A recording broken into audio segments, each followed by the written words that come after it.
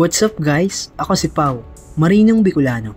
4pm nga ay nakarating na kami dito sa Anchorage area at around 5pm nang matapos ang aming operasyon. Andito pala kami ngayon guys sa Egypt. Pansamantala muna kami mag-aangkorahe ngayon dahil bukas ng umaga ay papasok na kami sa Suez Canal. Around 7am nga ay dumating na yung aming piloto.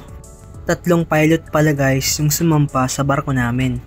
Around 8am ay nakapasok na kami sa Suez Canal. Welcome to Egypt!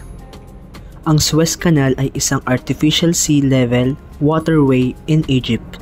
Itinayo ito guys sa pagitan ng 1859 at 1869 ng Suez Canal Company na nagkokonekta sa Mediterranean Sea, Red Sea via Isthmus of Suez. Kinakailangan talaga guys ng piloto sa pagtawid dito upang magbigay ng kaalaman sa pag-navigate ng barko dahil sila guys ay mga dalubhasa o eksperto para sa ligtas na pagbiyahe sa masikip at makitid na kanal na ito.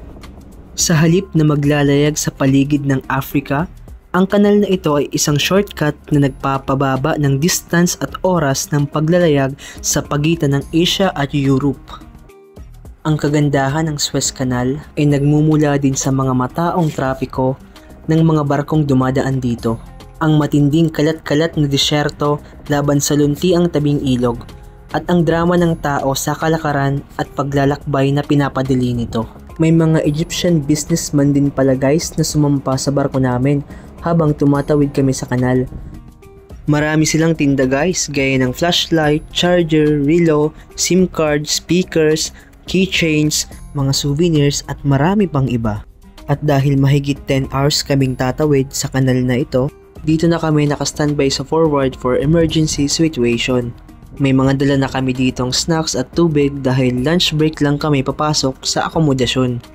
Dito na rin kami nagpahinga at nag-idlip-idlip, kaya gumawa na ako ng paraan kung paano ako makakaiga. Tamang muni-muni lang habang nakatingin sa kalangitan. 2 buwan na pala ako guys, ang bilis lang ng araw. Tignan nyo to guys, yung kapartner kong OS. Ang init na oh, hindi niya pa iniinda. Parang immortal, parang nasa beach lang no?